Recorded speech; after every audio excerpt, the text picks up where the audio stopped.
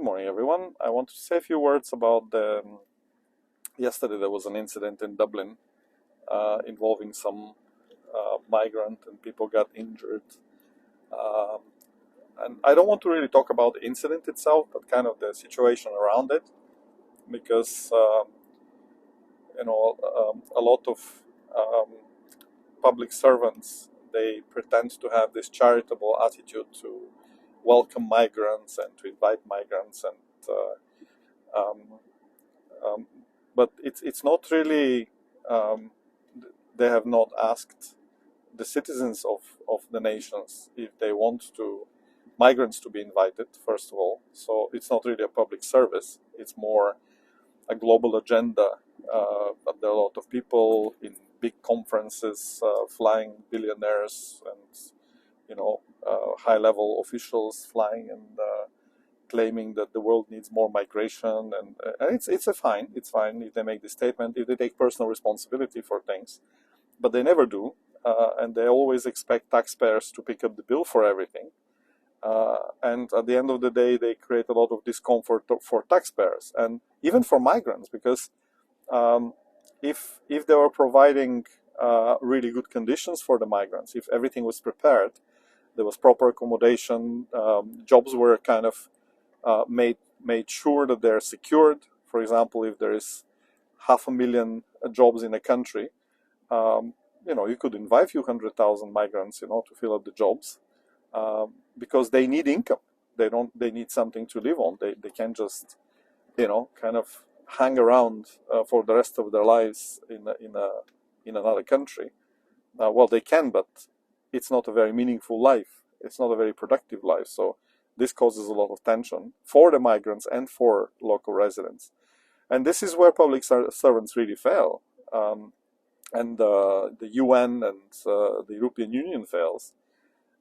And all the people, the billionaires who are funding the migration, like George Soros, like, we have to question, why are they doing this? Why are they funding only the process of migration and not the aftermaths? Why are they catering only to creating a situation and not in actually resolving the issues that people have as a result of the situation? It's very sad what happens, the whole setup, because like, we're well aware also that migrants are asked to pay astronomical amounts of money to be trafficked. So who is making this money as well? It can be up to 10,000 euro per person to be smuggled. With the millions or hundreds of thousands, this is hundreds of millions of euro being generated by human traffickers.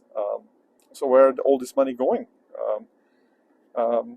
It's just, it doesn't seem like it's a public service anyway, and the taxpayers are asked to pay the bill for everything, because either it's directly funded through taxpayer money, or there are loans being withdrawn and using taxpayers as a guarantors.